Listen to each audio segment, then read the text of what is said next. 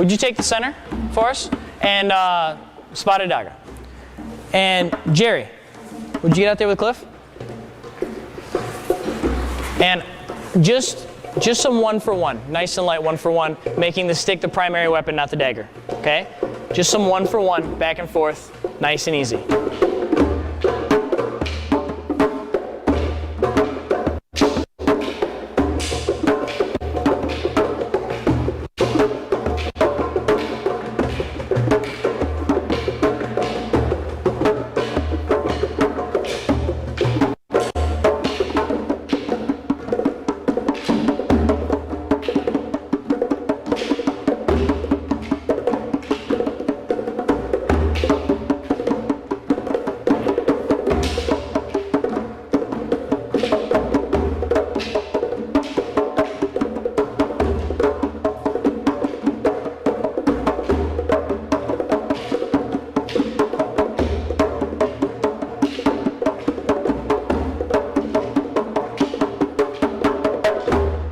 Good job, guys.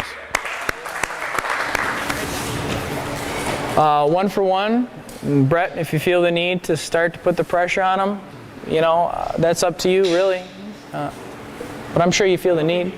I think he does. I think he feels the need.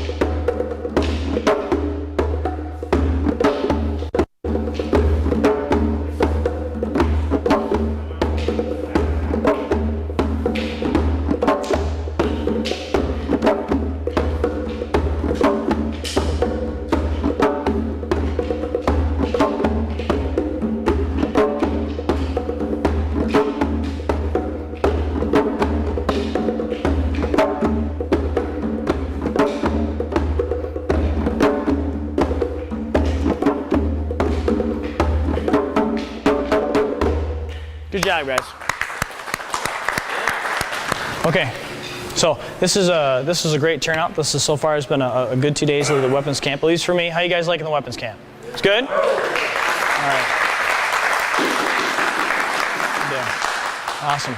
All right, so based on what I've seen and current curriculums and the work people are putting in, I got a few things, some housekeeping we got to take care of. The first thing we got to take care of is Connor Nealer. Come get it. Yellow flag. Come get it. You want it?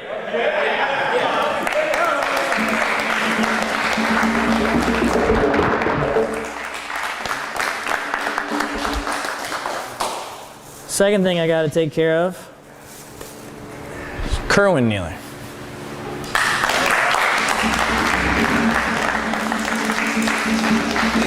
Father's Day present. Well, and that's oh gosh, jeez. What? Come here, Greg. You know you got this coming. Come on, buddy.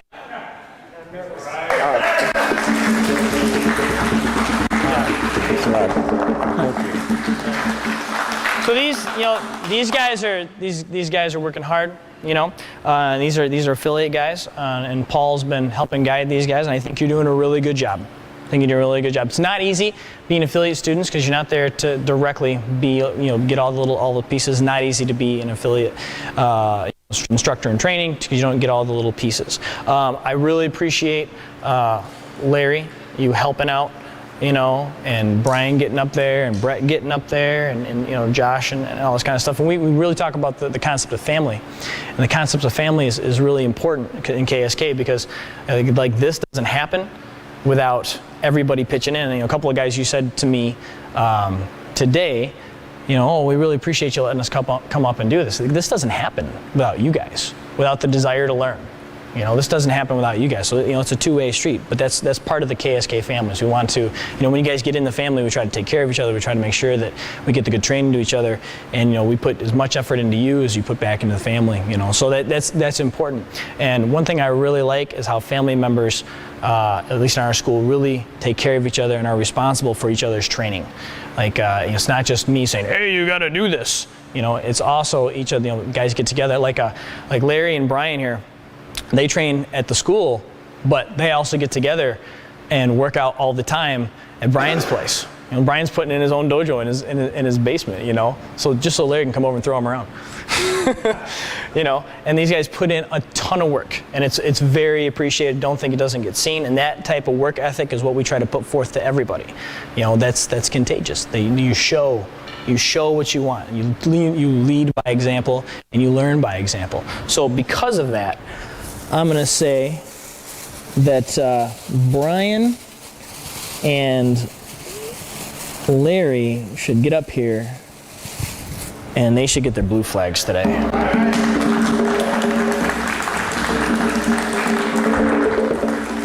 girl. Appreciate it, man. Make sure you guys thank each other, because you guys put the work in together to make it happen. Okay, you really did. And don't think I don't see it. And they learn differently, they communicate differently, and they figure out a way to make it work between them, as training partners. Cliff and Jerry really linked together and did the same thing to get to their brown flag levels. I watched these guys get together and put a lot of work in, And sometimes that's what's really needed is a partner. And I watch this happen. And so when new guys come in and they work with them, and they start to understand, oh God, this is how it's supposed to be. This is how it's supposed to go, And that's important, not just for students, but if you're an instructor or an instructor candidate, that's what I want you really seeing, because that's part of what KSK is. Does that make sense? It's not just the curriculum. It's the curriculum too, but it's how we view things, how we treat each other, the type of atmosphere we create in our school. Why does someone want to train? Why does someone want to train here? What was it that makes us different than the other guy? It's because together we lift each other up. It's not an individual coming in. So that's important for instructors. I know you're going forward, and you're going forward, and you're going forward, and you're there and working on it even more, and Tom's going forward, and I know Brian has aspirations to get there, and I know Brad has aspirations to get there, but that's something that has to be there, okay? And I think the hardest part is when you don't see it directly every day. I think Paul has the hardest job. I really do. Paul has the hardest job, because he's got to come here, get the info, process it, and go back, and then be responsible to show that info. I mean, how hard is that? Because you don't get to, hey, I got a question next class. You don't get to do that. That's email. That's right, and video. That's hard to do. And I really want to commend Paul, because I think this is is this 9 or 10? This will be 10. We started a year ago, almost to the day. A year ago. We started here. I think I've been here about 10 times. Yeah, and I've seen Paul 10 times in a year, and that for an affiliate, that is crazy. That's really good. So, and that progression for those of you that are possibly interested is, first like, because we were talking about it, like first year an instructor candidate, and then the first level of instructor candidate, once you get it, is apprentice affiliate instructor. An apprentice just means it's an apprentice. You're learning how to teach. That's from the affiliate program. In the direct program, apprentice means that you can start assistant teaching in my school. So there's differences, between an apprentice affiliate and apprentice direct, because of the level of exposure you get. But when you get the apprentice affiliate or the apprentice direct, either way, there's a title that comes with it. We call it Joshu. And does anybody know what Joshu means? What that title means? It's actually Japanese. It just means help. That's all it means. Help. I'm here to help you. Literally, we give you the name of help, because people look at you, and when Guru Brett was Joshu Brett, Joshu just meant help. What do? I don't know how to do this. Hey, Guru Brett, or Mr. Joshu Brett, I need help, right? And that's what we do. And so you are help before you're a guru, which just means teacher. You know, and Guru Brett was a great Joshu. He's getting to be a really, really good guru. Well, we don't have any more Joshus. So, since your people rely on you to help, this certificate of merit documents that Paul Kaseka is hereby recognized as an apprentice affiliate instructor with the Kaishinkan School of Martial Arts in the art of Armas Kali, and is entitled to all the knowledge and privileges therein, and is in accordance with all the requirements that have been set forth to attain this rank. Joshu Paul. Thank you. Joshu Paul. Thank you. Good. Thanks, guys. Keep up all the hard work. Okay, what you've been putting in is an example to other affiliates. I mean it, because I don't see other people putting in the effort and the time like you do. Okay. Well, you know what? I'd like to thank all your students too. Because every time we come up here, they help out as well too. You know, all of us, not only me, but the guys I bring up here. So thank you. Thanks, everybody. All right, guys. All right.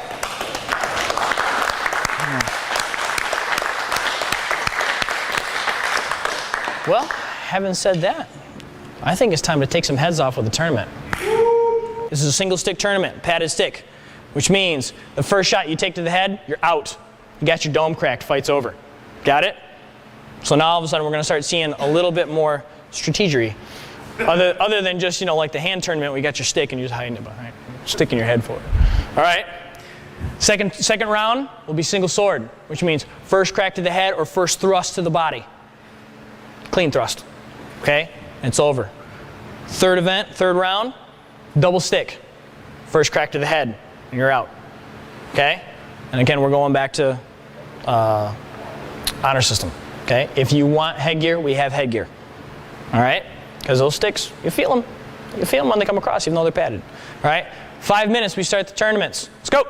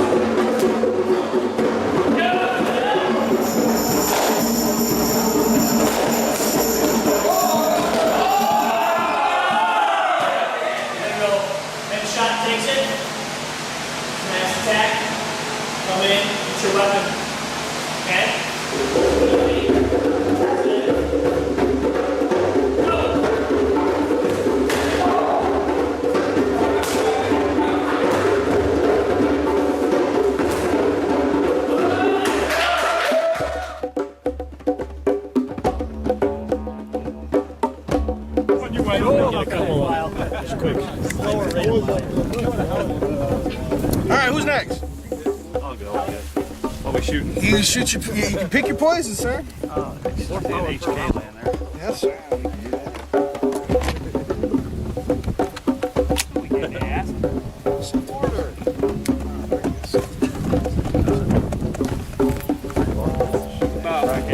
Right about this angle. Just a bit long, yeah.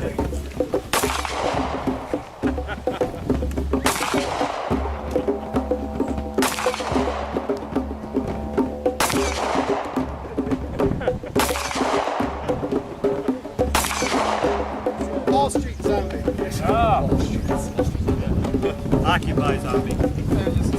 Occupying the world.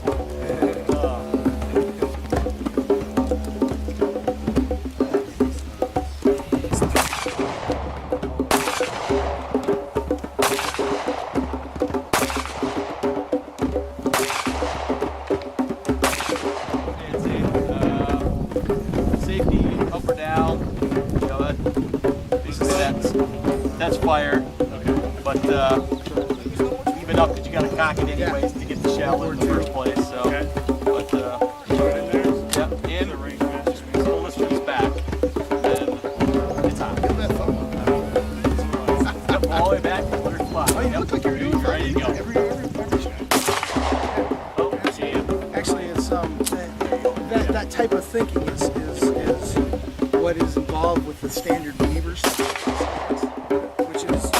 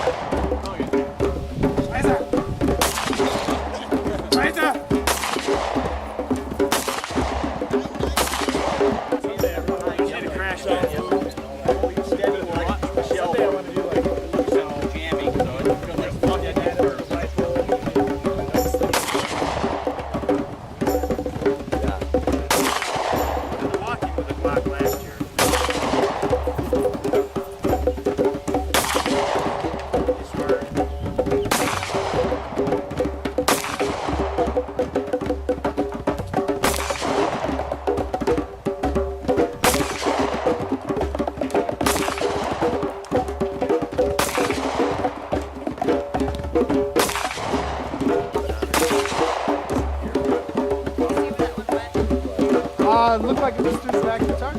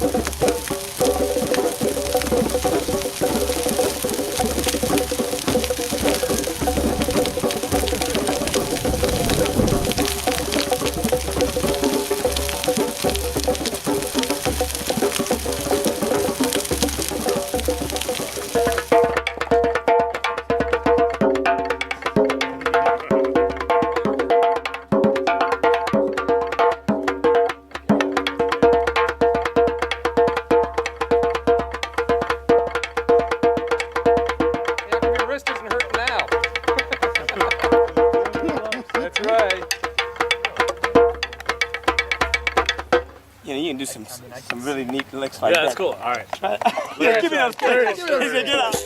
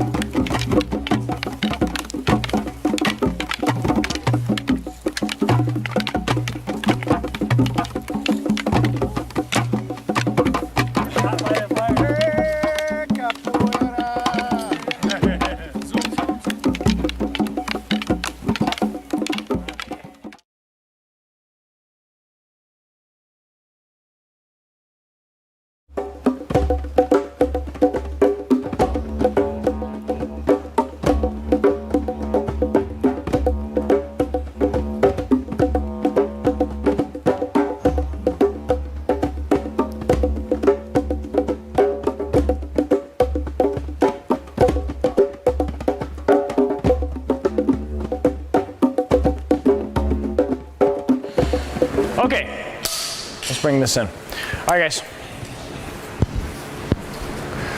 All right, so you made it. Day 3. Congratulations for you 3 dares. Not easy to get it all the way through.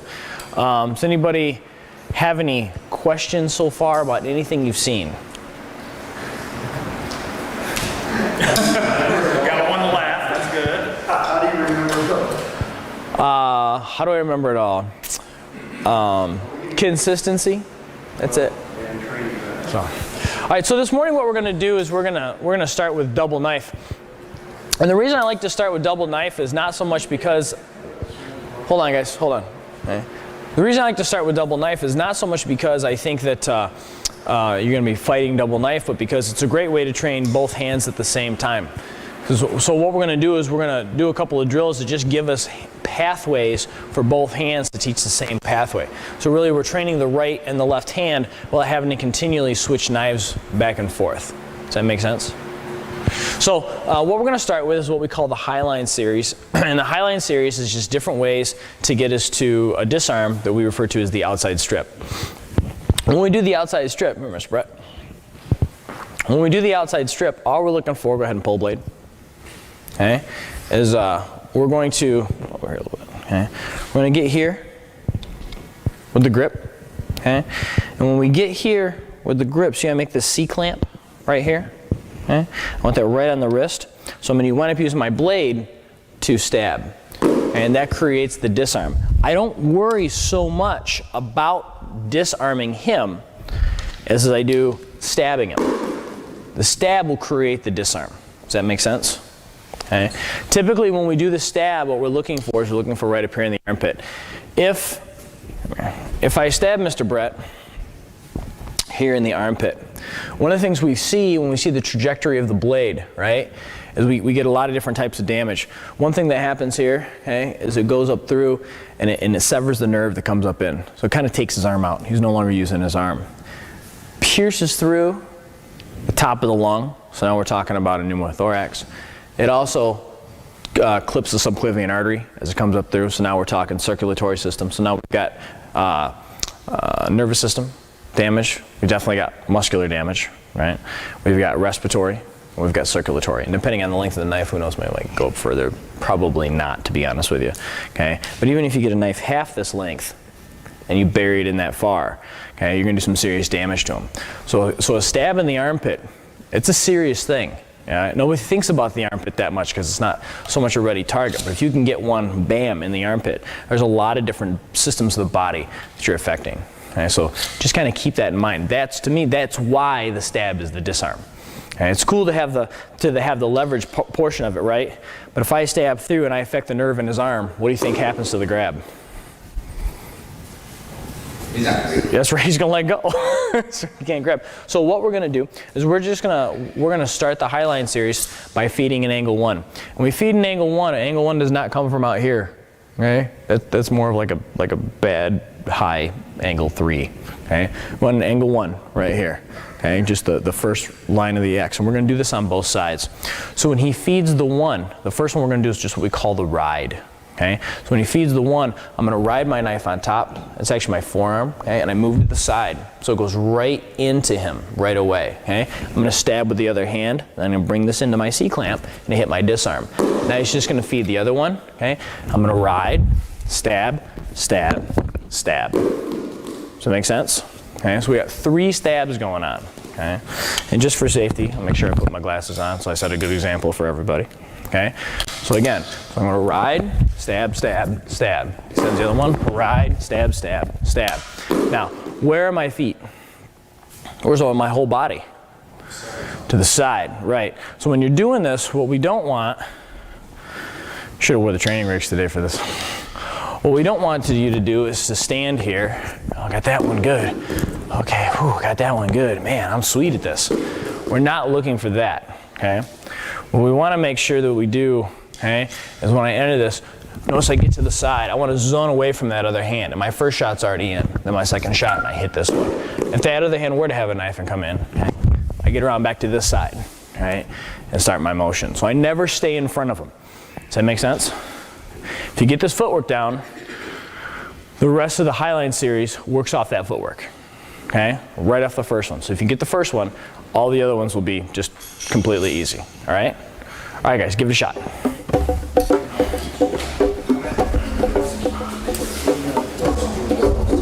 Oh, yeah. Actually, I'll tell you what. Just make sure these get back to me, because it's hard to do this one with a dowel. You need a flat edge. Find them, ready to hand them knives, okay? So the knife comes in at me, right? I come here. See how it still works? Yeah, this is the same concept, right? So now when that knife comes in, right, I take the eye or the throat, it's the same concept. But the knife teaches me that motion.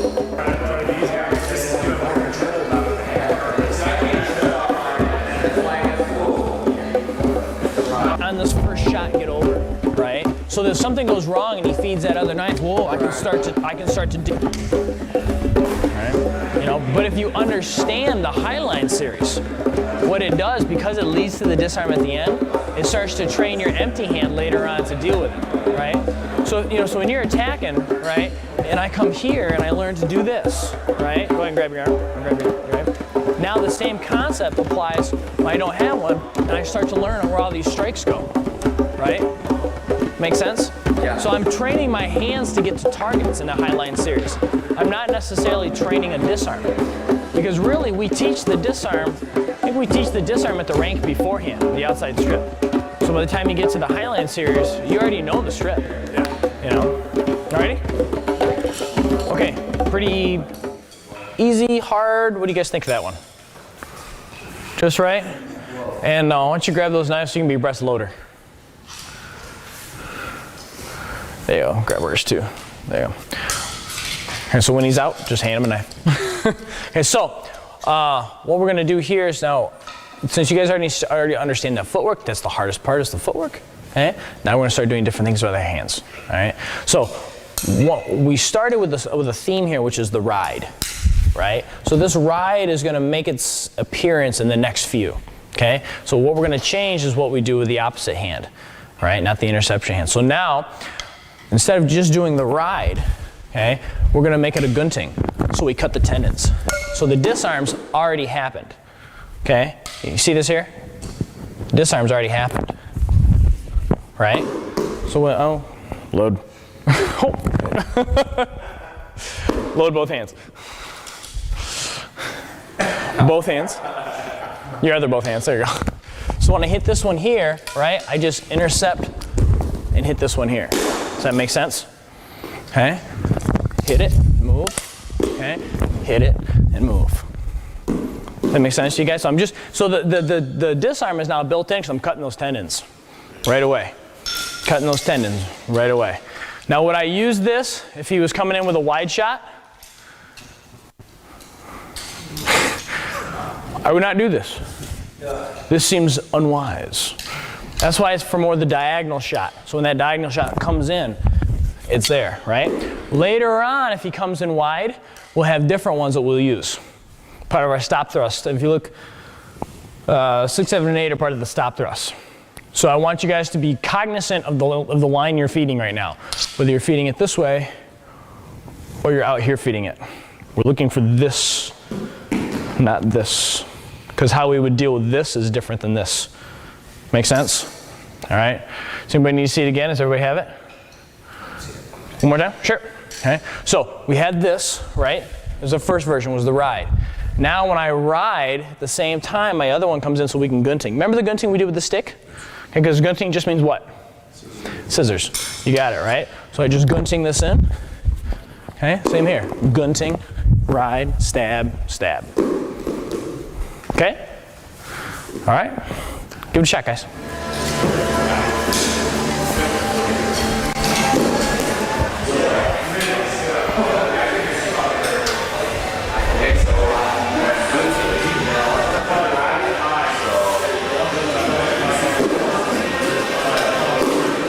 That's your first shot.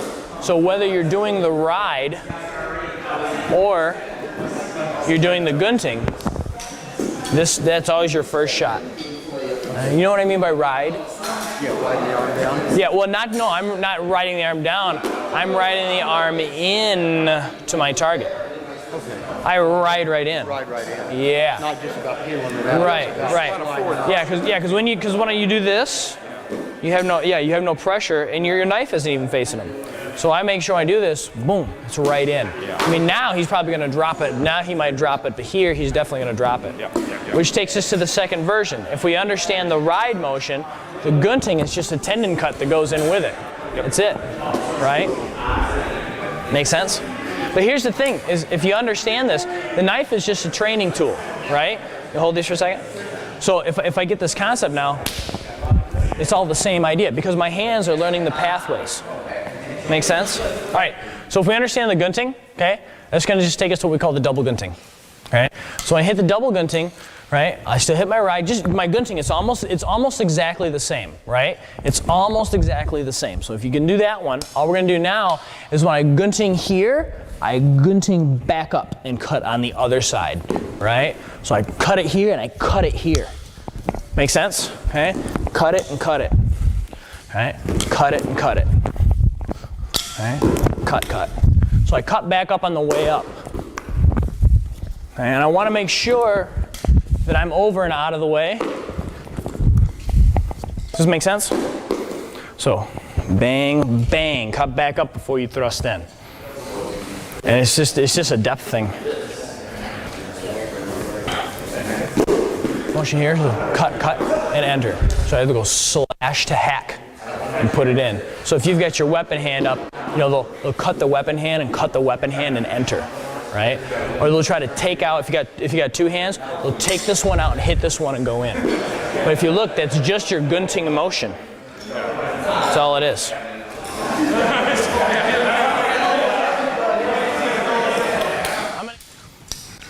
All right, so everybody got the ride, the gunting, the double gunting. But you guys see how it all was based off the motion of the ride to start, right?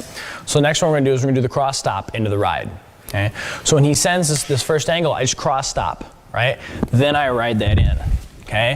Cross stop, then I ride that in, okay? So I'm just looking to hack into those tendons and come around, okay? Cross stop and ride it in, okay? Cross stop and ride it in.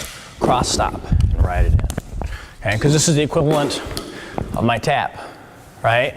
So if he brings it in, I tap and I come around, okay? Same idea. You guys understand how this works together? Okay, 2 of these are mine. So, okay, cross stop, hack in with the blade. Then just bring your ride in, okay?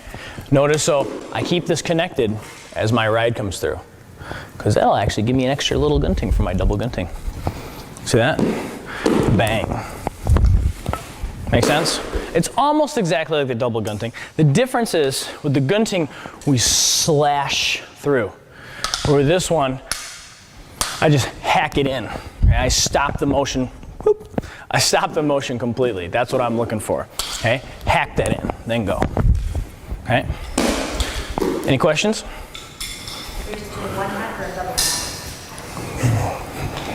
One hack. Okay? So I hack. And I ride. Okay? Hack. And then I ride. Okay? Alright, try not to have the knife come down into your foot. Now, I can't hardly see anything. How am I going to figure out which knives are mine? I was like, oh yeah, I got my initials engraved. His other blade. The right side. Let's try this other side.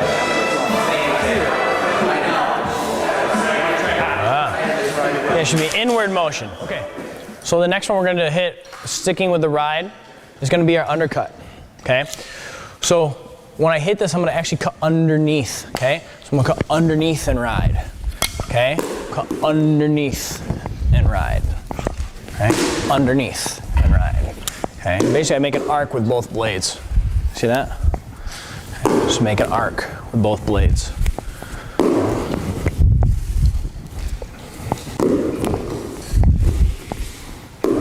Undercut. So this is, you didn't quite coordinate this. Maybe your motion is more, it's coming at me, right?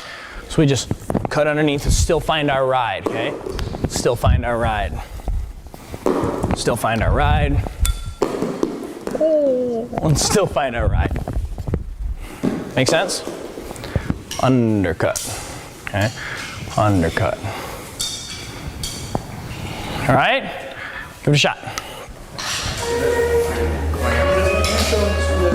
Instead of being here, I'm here. So is that feet? Make sense? This undercut and the ride idea. Again, undercut and the ride idea. Now we just go ahead and we translate this to empty hand, right? So now, yeah, this comes in. Whoop, there's my undercut and my ride. See it? Okay? There's my undercut and my ride. And so as that knife comes in, see the undercut motion? Okay, where it would be that with the knife, right? And then my ride becomes an eye jab, okay? My ride becomes an eye jab. Are you eye raking or? I'm always eye raking. Let's hit the next one. So, if you look at our list, we did the ride, the gunting, the double gunting, the cross stop, and the undercut. All of those are based off the ride motion, okay? Now we're gonna base more the stop thrust type of motion. So a stop thrust, when he sends, this is stop thrust, okay? I stop it with this side. Instead of the cross stop, I do same side, okay? Similar to the secondary tap. What Sayak and Atenza might call the bad hand, okay? Piketty calls it secondary tap. I like to refer to it as secondary tap. Get your secondary in there. So if we look at the concept, right, of going secondary to primary, okay? See this concept? Secondary to primary, okay? We're gonna do the same here with the stop thrust, secondary to primary, okay? I'm gonna cut the throat, stab them, and disarm them, okay? Cross stop, cut the throat, stab them, disarm them. Cross stop, cut the throat, stab them, disarm them. Cross stop, cut, stab, okay? Oh, cross stop, cut, stab, cross stop, cut, stab. Make sense? But it goes back to our tapping. Goes right back to that knife matrix, okay? Which is why the order we teach things in the way we teach them. Make sense? That's why this is red, but tapping's blue. Phase 1 tapping anyways, right? Because the flag orders go from no flag to yellow to green to blue to red to brown to black. Okay? So if you learn your tapping, phase 1 in blue, and when you get to this, bang, bang, oh God, that's built in. Look at that. And the red. Does that make sense? Okay. All right, so that's your first cross stop with the throat cuts. Okay? Go. Cut them. Write it down. Cut them again. Good. Now ride that in. That's your ride. Good. Thrust them. Go to your hook. Thrust them. There you go. Okay. So next one we're going to do is we're going to do the stop thrust to the lift. Okay. So now when he sends and I stop thrust, I just lift and come over and hit. So now we got a couple of strikes that are happening on here, right? So this is one to that. See that? Okay, so we stop thrust, lift, which can be a cut. This is a cut. This is a stab. That's your disarm. Okay, so that's just our stop. We can do it without all the cuts. We can just go, because if you do it this way, we're just practicing the disarm, right? This is just practicing the disarm. But we want here to here to here to here, right? Every motion should have a purpose to it. Does that make sense? Now, if my knife wasn't this long, this would be difficult. But that's why that one comes into play, right? Because I'm so far out. But this same idea comes into concept here now, right? Same idea comes into concept or comes into play here. You guys see the lift? All right. And for anybody here that knows Hubud, right? This is the same idea. See the stop? See the lift? Right? So if I understand this with Hubud, that means that my disarm is here in Hubud. Does everybody get it? Yes. If you don't know Hubud, don't worry about it. We're not going to do a Hubud session today, as much as Tom would love to. It's like, man, it's a Hubud session. All right. But all we're doing is the stop to the lift underneath. Pass it by. There's your cut. There's your cut. There's your stab. There's your stab. Okay? All right, guys, give it a shot.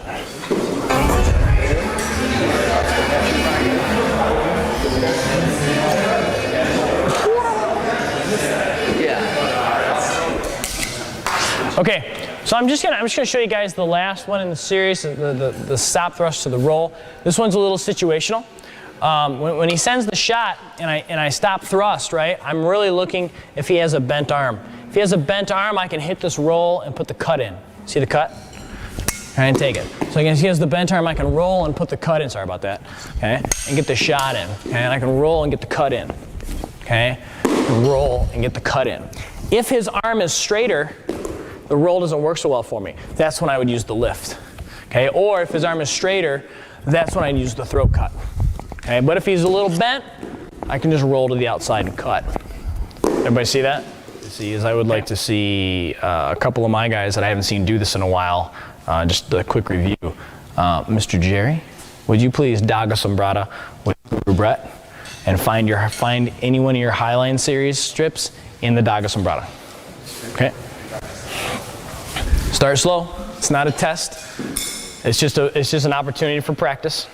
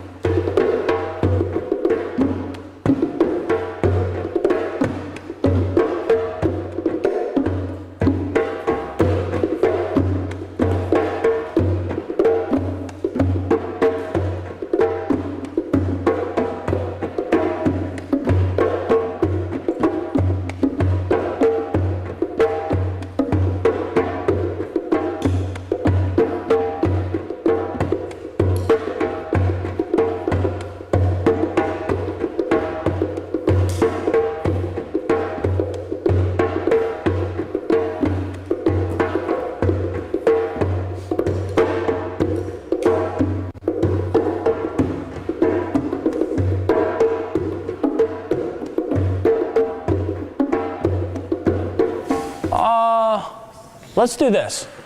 Because it's been a while. Let's go single, and I'll change orientations on you. And when you get to double forward, find the strips. Okay. Let's just start single blade. Let's start single forward grip.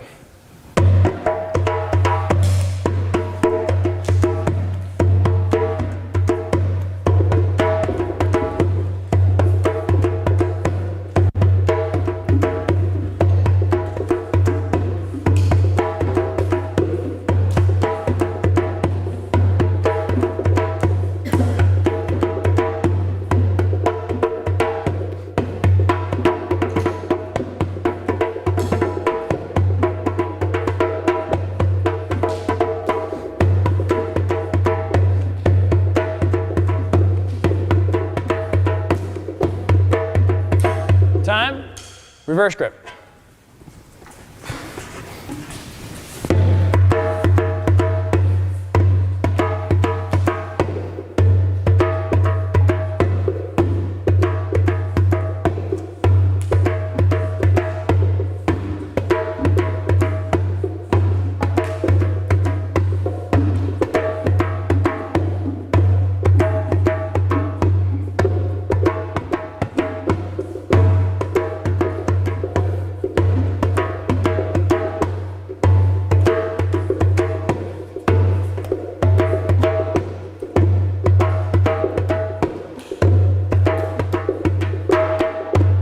Let's go double reverse grip. I missed you, Cliff. You haven't done this in a while, so.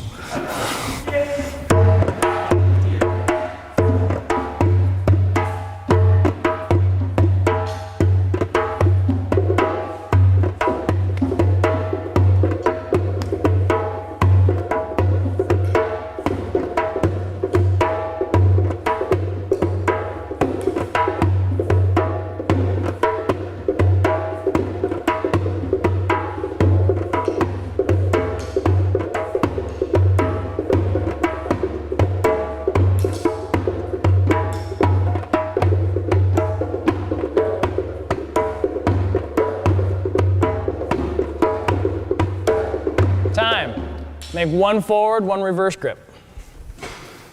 Brett, you do anything you want. I just want to see it from Cliff. It's up to you. You play any way you want to play. Ready?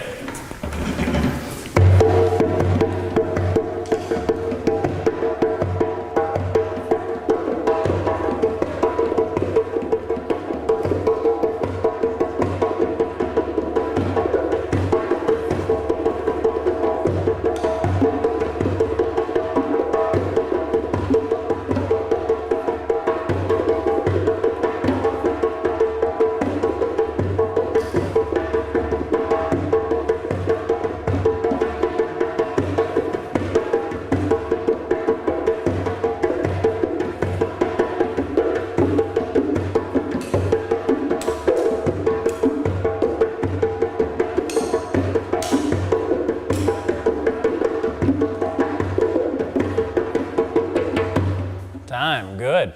Let's see, double forward grip from both of you guys. I'm sitting here on my knees, I'll stand right here. What am I doing? Ready?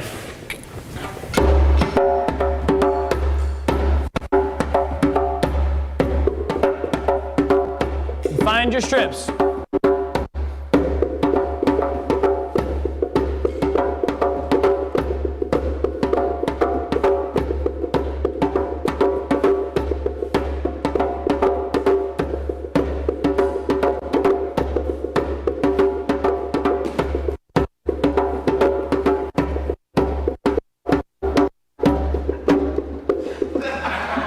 Where's your loader, Brett? Where's your loader? Let's get it. Let's get our loader. Let's get our loader involved. And I want you to find them through your Daga. So I want you to find get into the high line through your Daga Sombrada. Okay? So use your Daga Sombrada, use your Hubud, use your Highline series until he's all out. But don't just go just to the Highline series. Ready?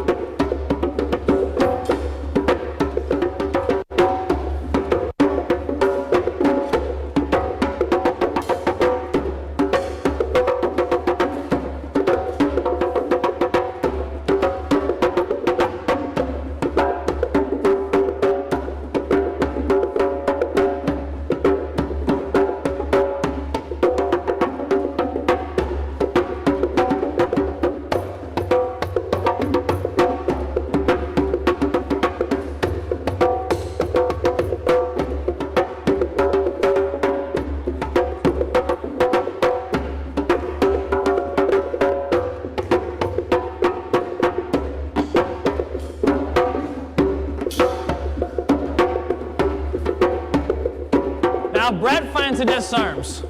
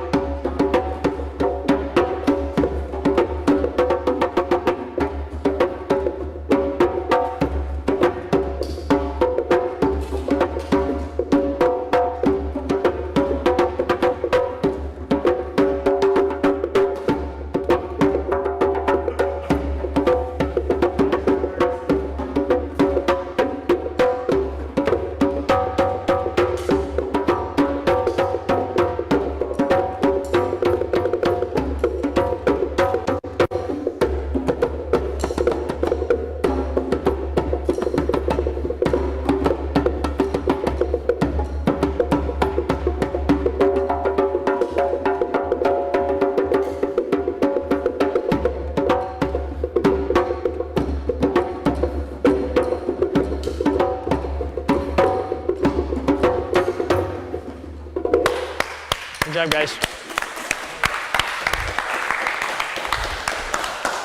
Excellent job. Okay, so that right there, really good job, Cliff. It's been a while since we really kind of put you through your paces. So right there, what you guys kind of see, it's a little bit of Hubud. It's a little bit of our Daga Sombrada. Put in with the Highline series, and really it's just about learning how to gunting. It's about learning how to pick up your angles. It's about learning how to find your disarms inside, and really that's kind of been the theme of this camp, hasn't it? We've been learning about picking up the angles. We've been learning about the guntings. We've been learning how to find the things we want to find inside the matrices. And in this one, it was a disarm, right? Or inside of our structures, our skeletons. So, you guys have any questions about anything we did this morning or anything you guys just saw? No? Oh, I thought they did a good job. Good job, guys. I thought Jerry did a good job, too.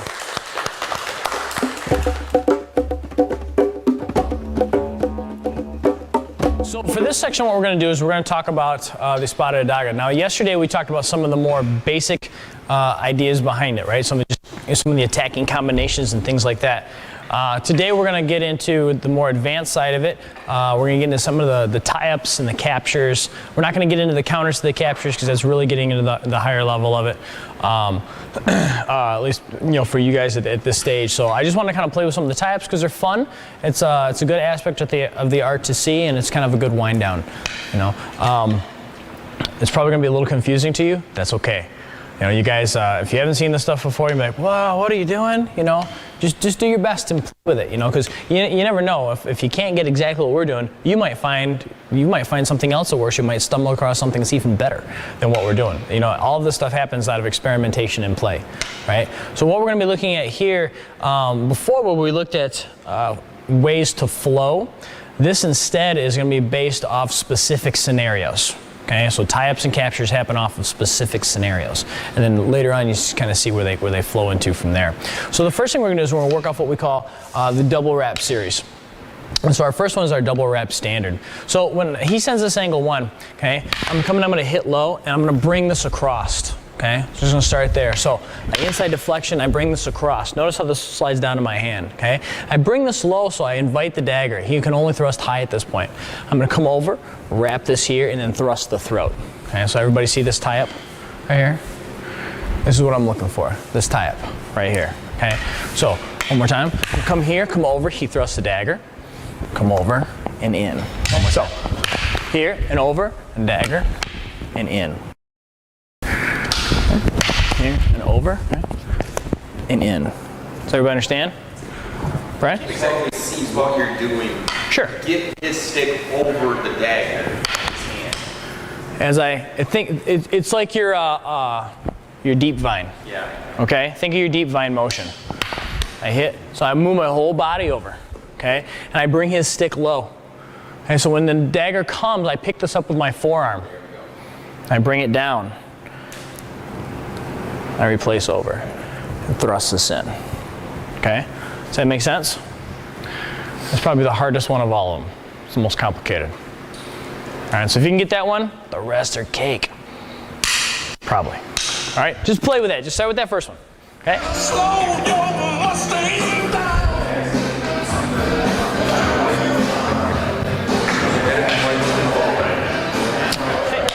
Here, so I lead with the puño. Right? He thrusts, I lead with the puño again. Yeah.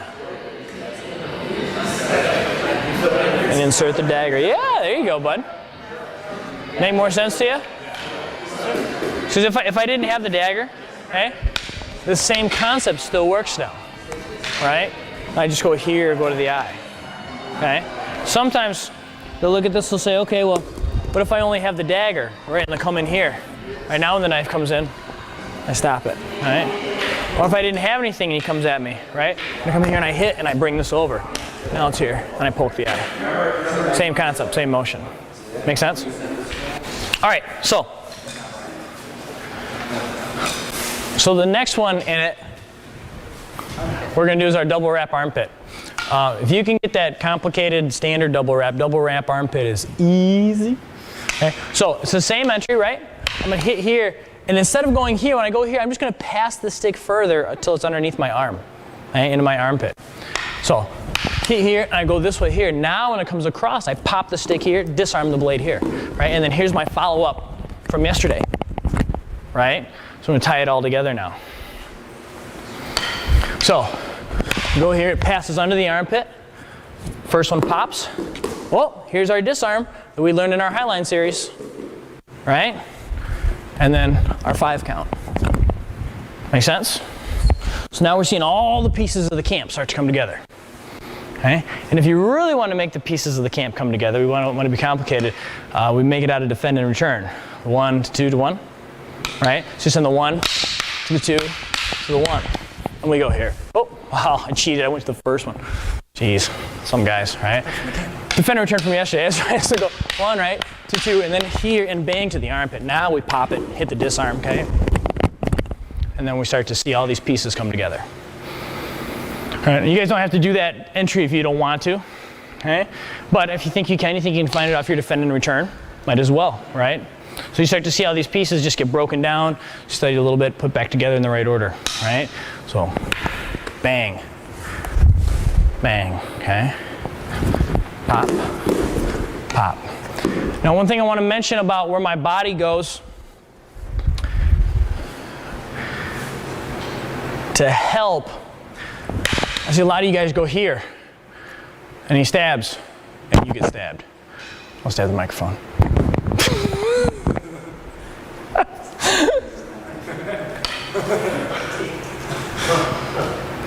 Hey, you threw the stick. I did throw the stick at the camera yesterday. I did, but not on purpose. Well, Let's just throw knives at the windows.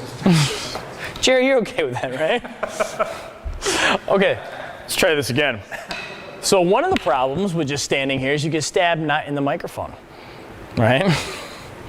So when you do these motions, you want to make sure that you move off his center line. Okay. So when I'm here, right, I get off the center line. This makes it easier for me now to pick this knife up, and I for some reason went back to the first one. Okay. So again, get off the center line. This makes this easier to pick up. Where am I in relation to him now?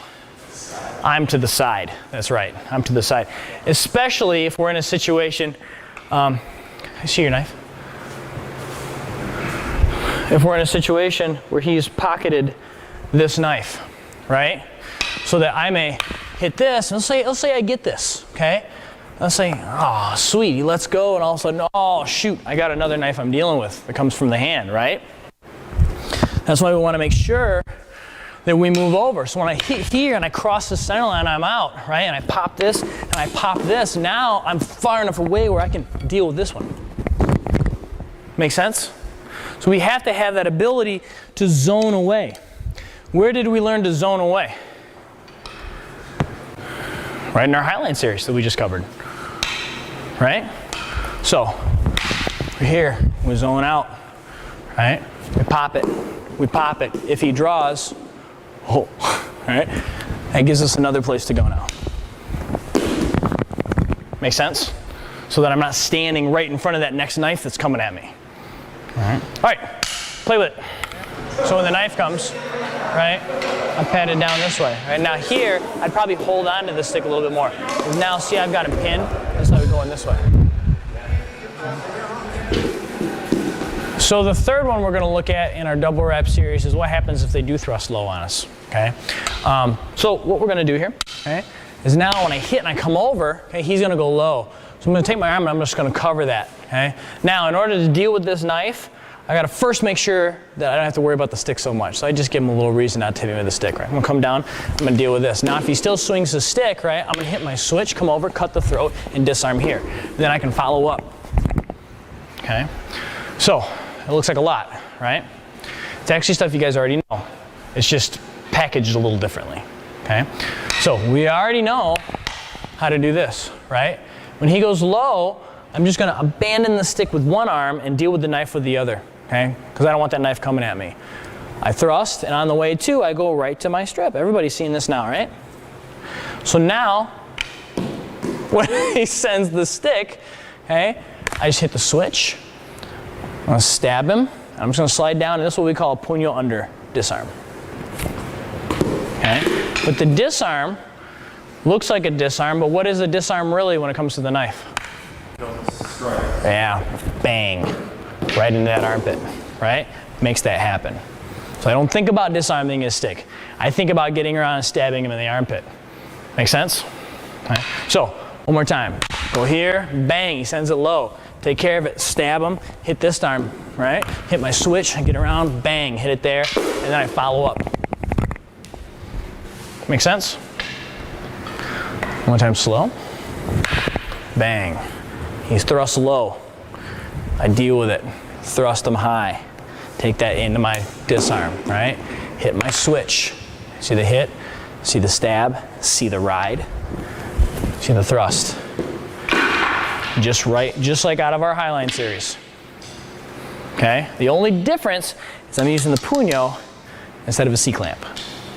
That's the only difference. Fast. Here, over, bang. Okay? Around, bang. All right? All right, let's give that one a shot. Okay? Okay.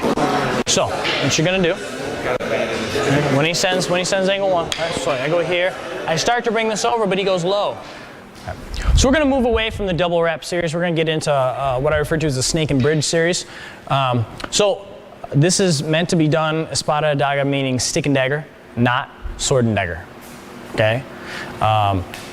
Espada y daga initially meant the espada sword and the dagger. Right? They also had like Panute daga and Chrissy daga and Gununtingi daga. It was the specific sword they'd use.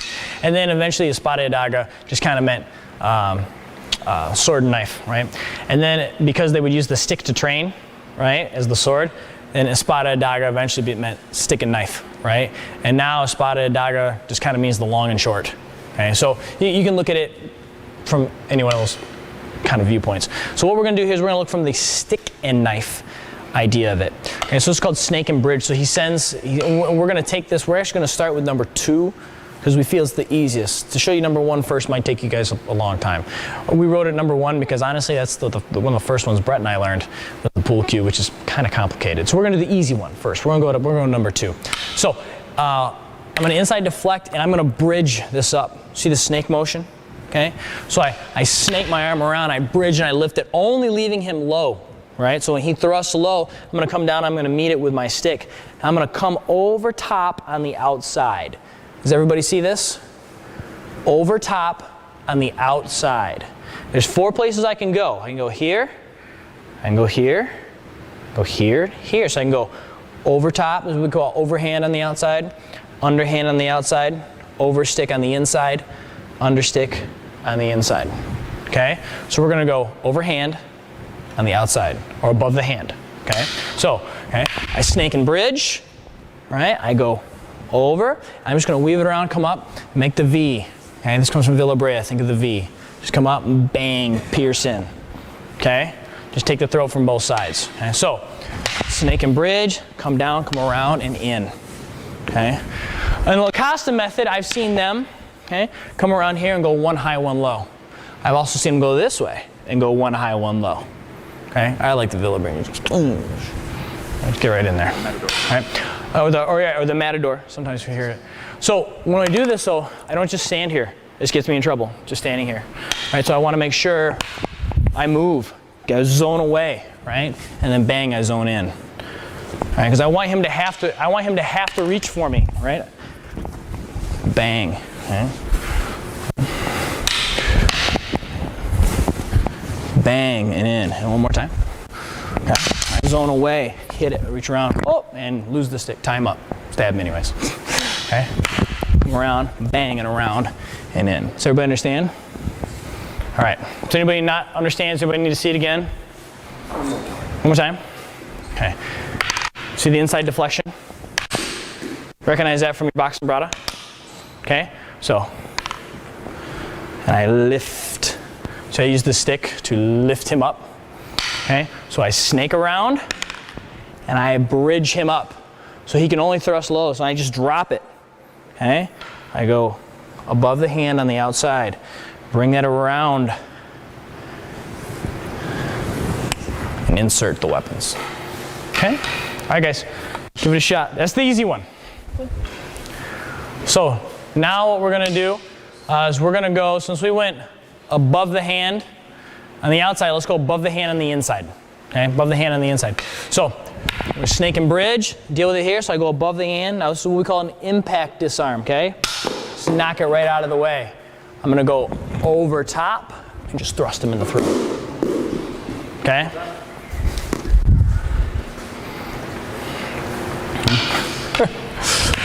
Here, bang, impact, and thrust him in the throat. You all right? Did I get you? I backed way too far, sorry. So your hand went in the overstick quadrant? Inside over the stick. Inside over the stick. Yep. Okay, so snake and bridge, bang, knock that out. Okay, you can hit here, by the way. Okay, so you get him trapped in my armpit, but maybe he's got a tough grip, right? I don't want to rely on yanking that, so I'll just stab him in the throat, and he's probably going to let go. Okay, let's try from the side. Not if I'm a mover for Kingsley Moving Services. Systems. Plug.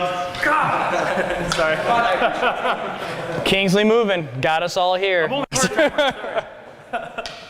right.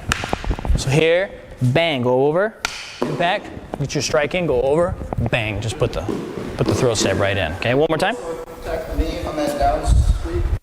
Oh yeah. Bang, here, pow. Here, you could hit here, bang, right into it, right? And then it just gives us our follow-ups. Okay, good eyes, you're starting to see it. Starting to see it. Does that make sense? I think this one's kind of an easy one too, because the throat stab really helps that disarm. Okay? And you're going to deal with any kind of fancy, futzy, outside strip. You just bang, just hit that weapon and take it out.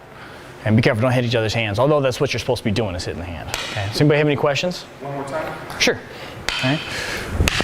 Here, bang. So I go up over the stick on the inside. Okay? I'm going to hit this weapon. All right, I go over top, stick it in my armpit, stick it in his throat. Okay? Alrighty? All right, guys. Give it a shot. How did that one feel for you guys? Good? Okay. So now let's look at inside below the stick. Okay, inside below the stick. So we hit here, we snake and bridge, we come down, we're gonna go inside below the stick. All right, so now I'm gonna go back to that same strip we were doing before, the outside strip. I'm gonna pull my stick out, reinsert it to hit that. Now as I come across, instead of just here, I'm gonna go all the way underneath with it, cut the throat, stick it in the belly, turn it around, stick it in the belly again. Okay, you don't have to do the fancy hand flip, that's just, I drop that half the time, so. Okay. So, okay, come around, come in, bang, hit it, pull it out, disarm it, go all the way underneath, okay, cut the throat, take the belly, okay. Now, you don't have to cut the throat that way, that's just one method. A lot of times, what I will like to do, okay, when I come around is still just stick this right in here on my way up and through, okay. But, just for the sake of, if you want a nice slash to spin and stab, whatever you want to do. Okay. Bang, bang. Whoop, stick. Down, in, through. And that's just going to take us back to our follow-ups. Okay? Okay, so here, bang. Hit the disarm, round, and in. Okay? Bang. Okay. Any questions? So we've already built in the skill of the disarm several times over with our Highline series, right? So that's there. We started the other one this way. Release the stick. There you go. All right? By hitting the release button on the throat. So now we're just going to put a little bit more dynamic body mechanics into it. Okay? By coming around, bang, and hitting it. Okay?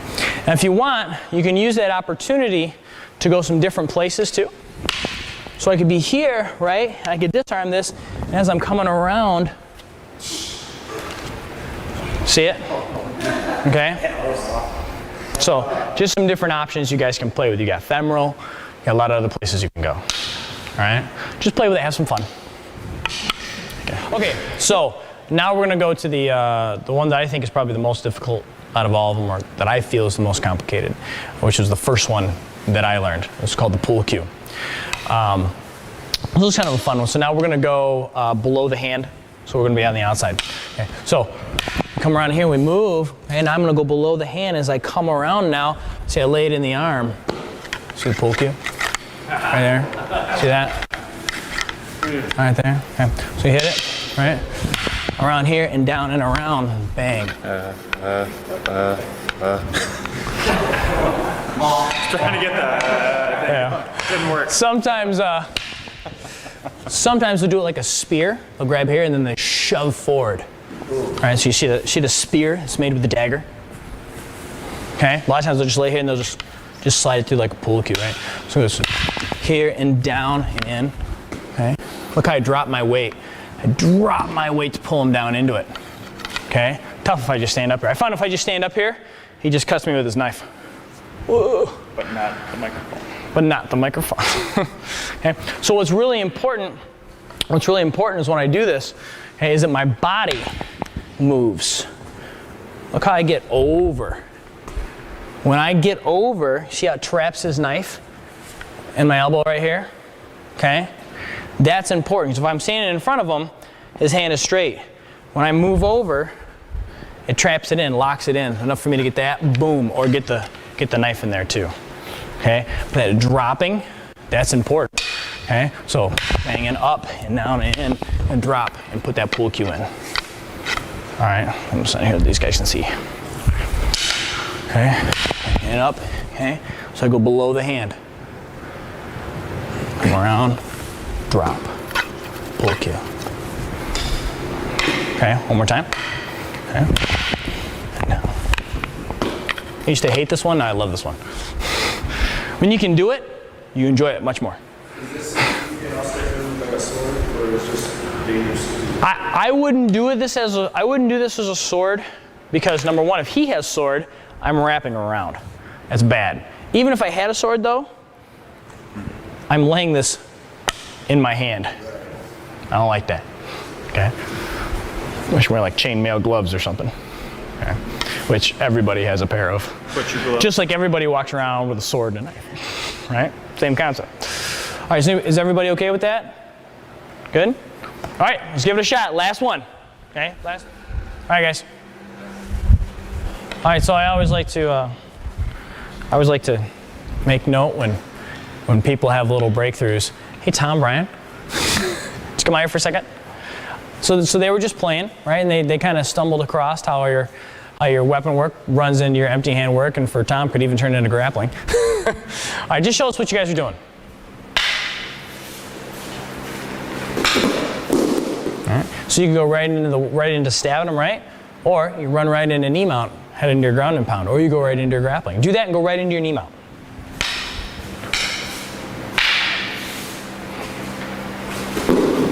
Yeah, right in, follow in, there you go. Good.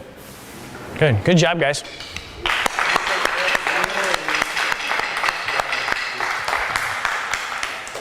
Yeah. So that's, see, Brian's got about a year of Kali in, and Tom's got about 2 months of Kali in. You got like a month's worth just in this camp. You guys enjoyed this camp so far? Yeah. Would you guys come back?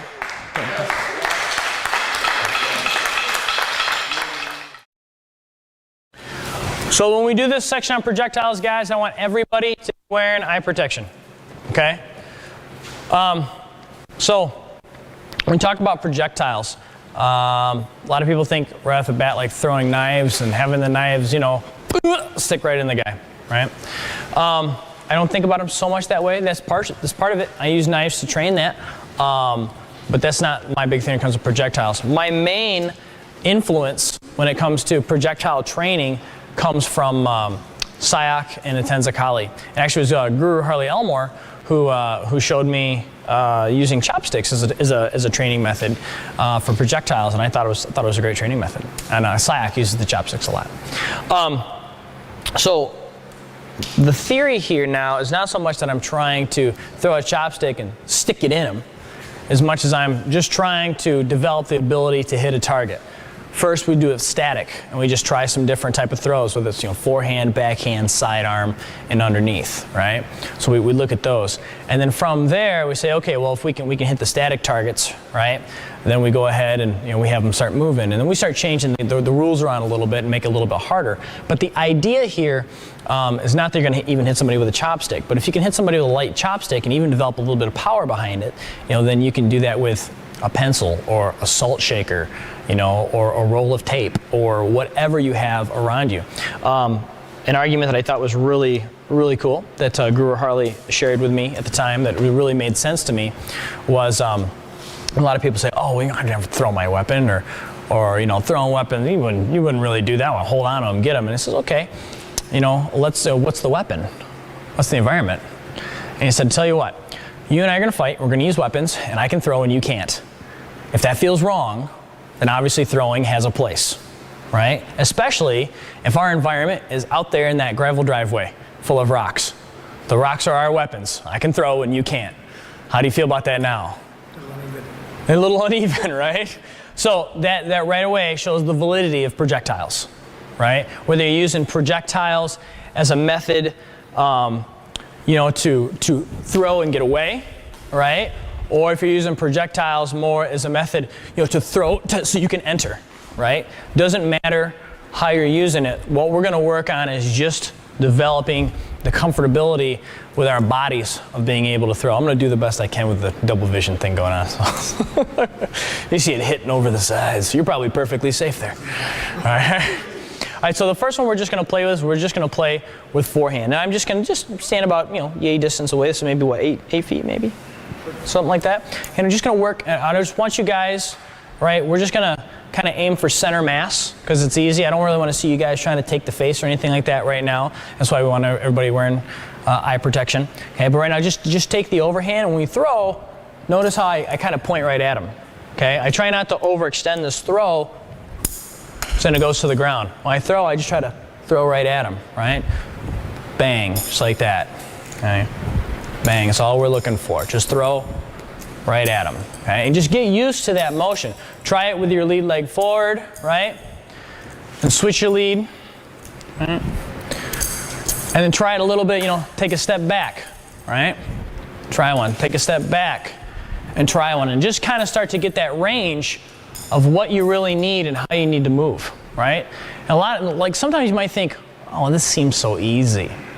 But you might find it might be easy up here, but if you haven't tried it, it might not be that easy. Forehand was easy for me. Backhand was easy for me. Sidearm was easy for me. Underarm, I thought I was having an X or a Y missing somewhere. Right? I was having all kinds of problems with underarm. I just couldn't coordinate myself whatsoever. And it was Tom actually. It was like, lift your elbow up higher. And bang. Helped it out quite a bit, but I had to go through that practice of that throwing. I had to put my body through it, even though intellectually I understood it. Right? And I think that happens with all parts of our physical training. So this is part of that physical training, right? So right now, just try the overhand. So try the forehand, and you can also try the backhand as well. All right? So go forehand, bang. Right? Go backhand, bang. Forehand, bang. Backhand, bang. Everybody understand? Now we also have sidearm. Going it this way, a little bit different. Bang, right in. I like the sidearm too. Okay. Right in there. Bang. And then, of course, I want you to back up with it.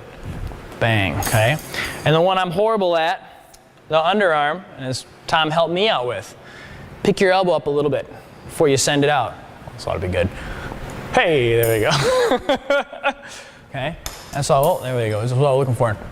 Sometimes you can get a little whip with it. So as well. So just play. Play forehand over, backhand over, play sidearm, play underarm, okay? But this guy here, well, actually I want both people wearing eye protection because these chopsticks are going to flying everywhere. So even though you might be the feeder, we don't want somebody to bounce and come hit you, okay? So everybody wears eye protection. Receivers up against the wall, be nice and stoic and still, right? We're just in the first stage right now. Unplug that from the wall. I'll talk about that. Carry over to everything.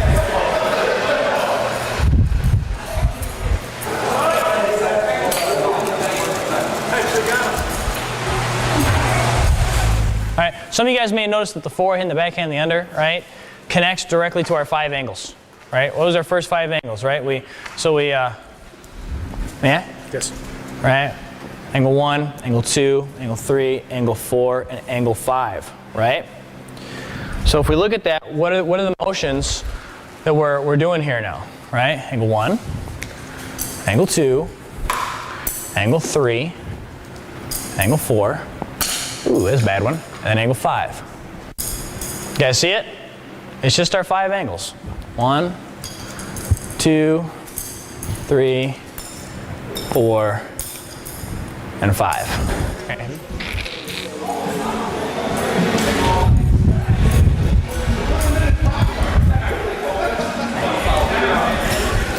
Okay. So this is going to help us out with the next 2 drills we do after this one. Okay. So now this is too easy. He's just standing there, right? So now I want Larry to try to move and fake and dodge. Okay. So I have to just work a little bit more targeting now. Just put a little bit more skill in. Oh. Was it going to stay on? No. All right. There we go.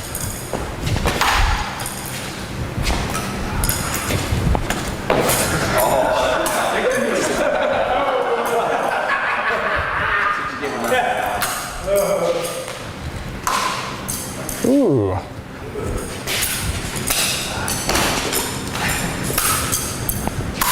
right, so we're just trying to, yeah.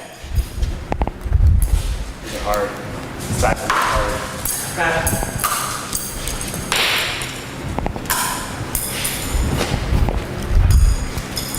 See where he goes. Stand still, I can't hit you then. Okay, you guys understand? All right.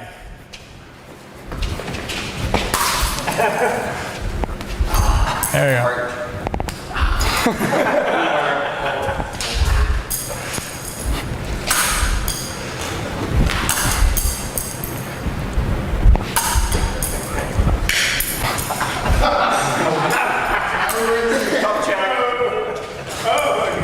Good job, Larry. All right, let's do it. Dodge, move, dodge, move. We do.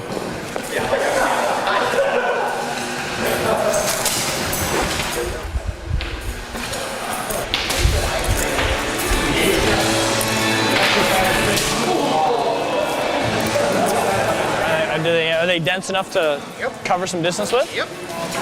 The deal with them is that We're just gonna, this is just moving target practice. You gotta get moving, you gotta keep them moving, right? So it's just not standing here and throwing at each other and dodging back and forth. Does that make sense? Bang.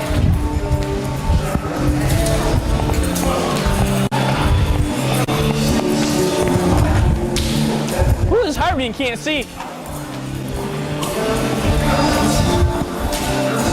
Oh!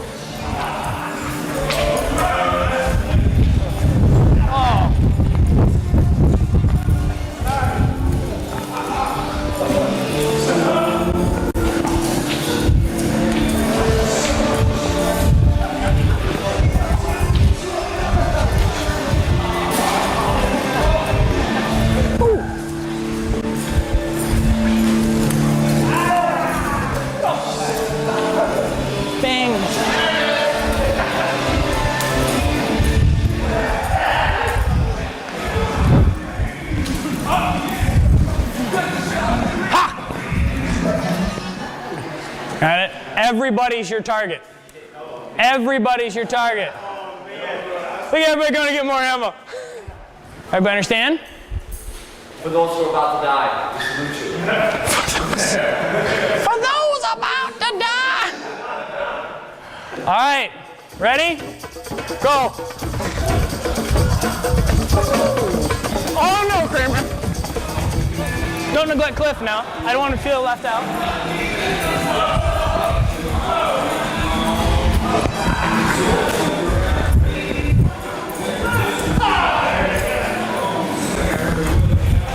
Oh!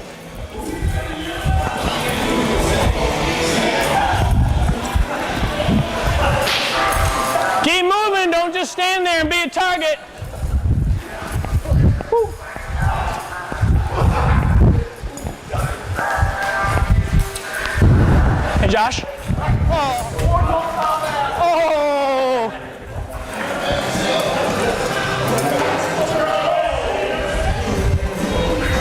Oh, nice. See, the Oakleys don't fog as bad. Somebody said that, what was it you said? I look like a NASA scientist or something like that? 1960s NASA's? Mission control.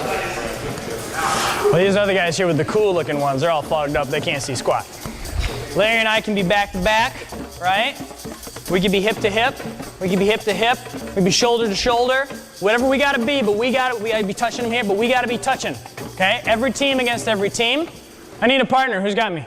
All right, Greg's got me. Okay. All right, we're gonna do this.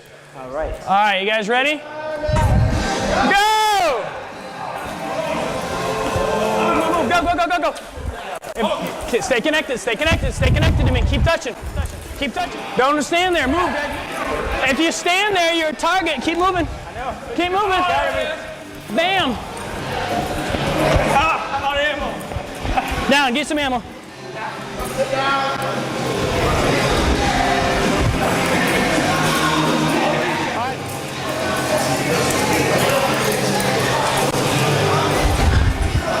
All right. You ready? Let's try to stay shoulder to shoulder. Okay? Let's run this perimeter. Let's just get everybody. Everybody we pass, like this team right here. Bang. Right? Get over here. Oh. They're down. Turn around. These guys are up. Stay moving. Stay with me. All right. Let's go with it. All right, up. Bam. Don't disconnect. Go. Bang. Oh. Josh is bored. Okay. Oh. Bang. Oh. Bang.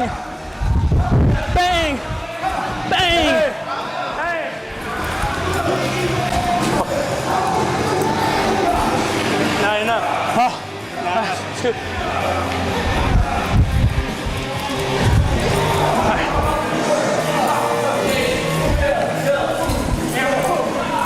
All right, look, Brad's not paying attention. Bang! Oh! All right, who's left? Who's up? Nobody. Tom's up. You get Tom. Get Tom. Okay, guys, what'd you get from that exercise? Well, we really saw the best team. Cardiovascular. Thank you. I'd say Tom has incredible aim. This lip right here can tell you for sure. I think that one of the big things that I get from this anyways is, with Greg, I kept telling him, keep moving, right? So as we moved, we got to circle around behind people and see who was busy throwing stuff at other people. But when you stand there, 3-4 teams can hit you at once. But if you stay moving, so it kind of teaches you the importance of that movement, right? And if you're at a place where, cardiovascularly, where you can't move a couple of feet, stuck to another person, it's a call to maybe get a little exercise in, right? But it's also just a lot of fun. Right? Yeah, probably. What else? So that's what I get from this. I'd love to hear what you guys felt you got from this aside from that. Middle is dangerous. Everyone's throwing towards the middle. Middle is dangerous. Good, what else? Strategic defense and offense. Excellent. Know your environment. Yeah. There's a couple guys. I just came up behind you. Cover and conceal. Picking up sticks off the floor doesn't mean you're safe.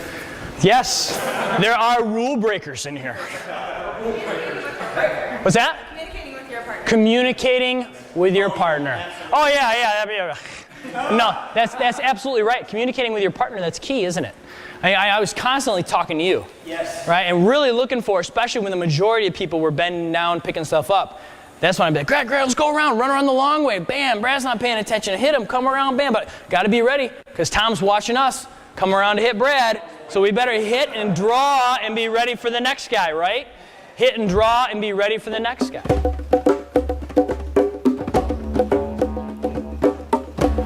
How many people here, first weapons camp? All right, give yourselves a hand, you made it through 3 days. So the weather's been pretty good. We had a great bonfire. You know, I do this with each one of my classes, and I just like each one of you guys to just tell me, what do you think you did? What do you think you walked away with? What do you think, maybe just one thing that you really say, wow, that was something for me. I'm gonna take that home, and I'm gonna work with that. I'm gonna learn that. What would you walk away with? What was the thing you learned the most? The thing I probably learned the most was coordinate better with the training partner and just stay moving. Even with everything, it was getting off to the side, getting off center line, just keep moving. Excellent. Greg. I think what I'm coming away with is flowing, or the word that comes to mind is flowing. I admit that I still have the, if you will, quote unquote, karate mentality, stiffness, as opposed to the flowing movement, and I think that's what something that I've gained. Excellent. Larry, what are you walking away with? I think I walked away with not underestimating just the direct attack, because my most successful rounds in sparring were when I just went right in, straight in, right for the attack, and all the fancy stuff in school and everything, but just kill them. Get right in there. Brad, what you walking away with? The baiting of the opponents Ooh. with the blocks. Excellent. Excellent. Brian, what are you walking away with? Probably working the wing and shield, my 1-for-1. Wing and the shield, 1-for-1. Excellent. Excellent. Will. Clarifying a lot of techniques, but working on my footwork. Footwork. Footwork. Got to be able to move. You know, how great are the throwing of the projectile rounds for footwork? For fellowship. Most definitely. Most definitely. Paul. Footwork, same thing. I noticed definitely in me, just not moving like I should be. Gotta move. That's coming from a Joshu. Joshu Paul. Will. Bill. My principles are very compatible to what I'm already doing. The physical skills were different from anything I've done, but I just noticed a common theme, you know, as far as moving up line and setting the attack, blending, receiving, and also feeding your partner. So it's a cooperative learning environment, which is what I like. Excellent. Excellent. Tom, what are you walking away with, bud? I would say my comfort level with not only one weapon, but two. I don't get to use two weapons that often, and I felt even though the drills and things we were learning were getting more advanced, I was able to learn them at the same rate because my comfort level was going up at the same rate with their difficulties. Excellent. Guru Brett. Aside from agreeing with Bill there, the handshake, you know, meeting a lot of new people that have returned again, it's always really fun to deal with. But attention to detail. It's a little learning how to watch and notice the little things that make or break it. Just those little details that, oh, it's not there. Dead. But it's there. Oh, that fixes that problem. It has this ability over here or opportunity over here. Excellent. Taki. I took away the layering structure drills, where you layer the skills on top of one another, and it builds into this great big matrix, but it started from these little steps. I really like that. Excellent. Nicole. I'd say the biggest thing I'm going to take away from this is self-confidence, because I come from a dance background, so I love movement, so I was willing to come and stuff like that. But I've never done knives, I've never done sticks, any weapons actually. Very cool. Mr. Kramer. I had an opportunity to refine some of my techniques that I've been working on, and how important it is to, you know, keep it slow and concentrate on technique and work with some really great people, make some new friends. And it's such a pleasure to host this kind of thing, because martial artists, you're really great people. And I've had a great time, and thank you very much. Oh. Mr. Josh. We don't want to forget Mr. Josh. Because Mr. Josh, he's had the opportunity to observe a lot of people come through KSK. Yeah, absolutely. The thing that I take away from this camp each and every year that I've been here doing this is how many good people are all out there in the world, and they're attracted. They come here, and I'm just overwhelmed at how many good people there are out there. And I consider myself very blessed to have this opportunity to be out here and share this experience with you guys. That's what I really love about this camp. And each year just gets better and better. I just love it. Oh, thanks, man.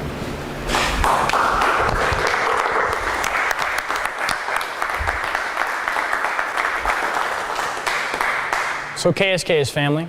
I'm big on that. At this point, everybody here knows that. So I definitely want to say thank you to all of you for coming, because the camp doesn't happen without you guys. But some specific people put in a lot of time. First of all, I'd like to thank my wife, Lori.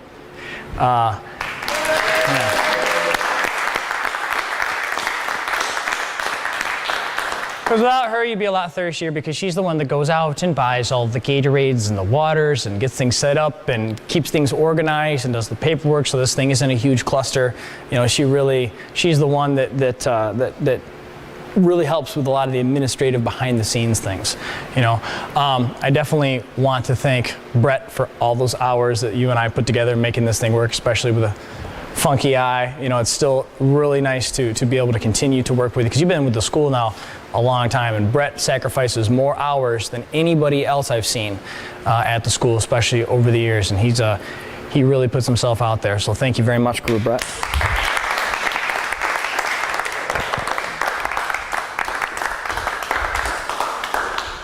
Mr. Josh Swain, I remember the 1997.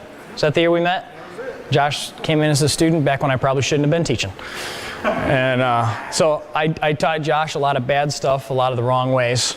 And that's probably how I got better as a teacher. And whether he's in a phase where he's able to train or he's not able to train, he's always at KSK to help. And he's been a great embodiment of the family, you know, because whether he's training or not, he's still part of the family. He's still there, and he makes that effort to do so. You know, and he, you know, I called up Josh and I says, Josh, you know, last year I think it was the first gun range. No, last year was the first gun range, and I says, I want a gun range, and I don't do guns, and I need somebody I can trust. And I know you shoot, and I know I can trust you. You know, and Josh just took care of it. And that was one thing I didn't have to sweat about, stress about, think about, and he did a great job. And he tops himself this year, finds a guy to bring in with all those extra toys, you know. So thank you very much, Mr. Josh, for always being there for the school.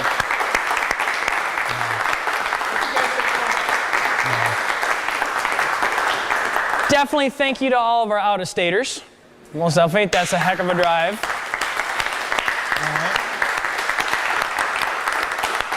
But most importantly, well, also I have to say thank you to Brian Valentine. Thank you, Brian, for filming the events. Only thing harder than going through this camp is watching other people go through this camp. So you don't get to jump in and do much. And then, of course, thank you, Mr. Kramer, because this doesn't happen without you opening up your home. So thank you. You're very welcome. Thank you so much.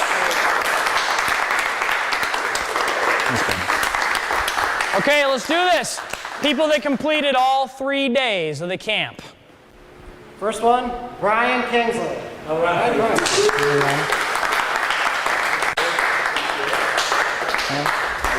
Thanks, bud. Next one, Larry Wooten. Larry. Thanks, bud. Next, Brad Brady. Thanks, bud. Thank you. Next, Cliff Schwartzer.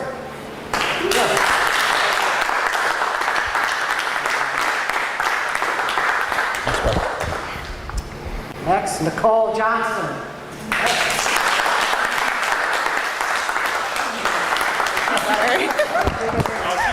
Just got snubbed.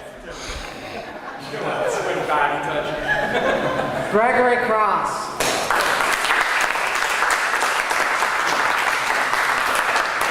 Thanks, Trey. Congratulations on that win, buddy.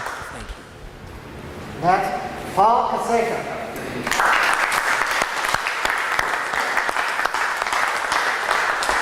Congratulations, Josh Paul. Thank you.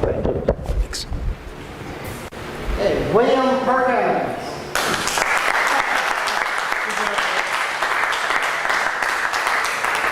Sacrifice the thumb. Next, Will Stoneslacker. Will.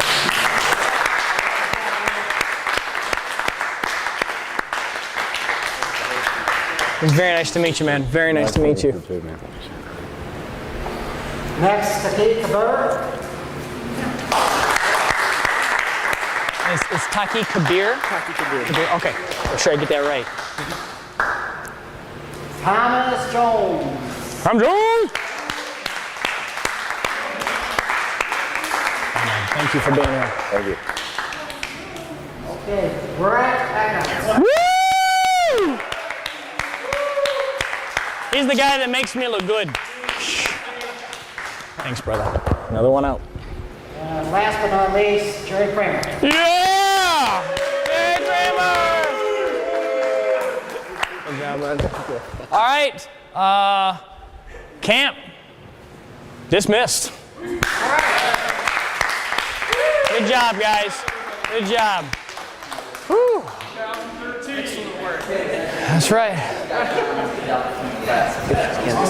I hope to see you again. Most definitely. Keep it. Better not be a year, but you better get on do some training with me, man. I'm gonna be trained. Oh no. Where's Paul?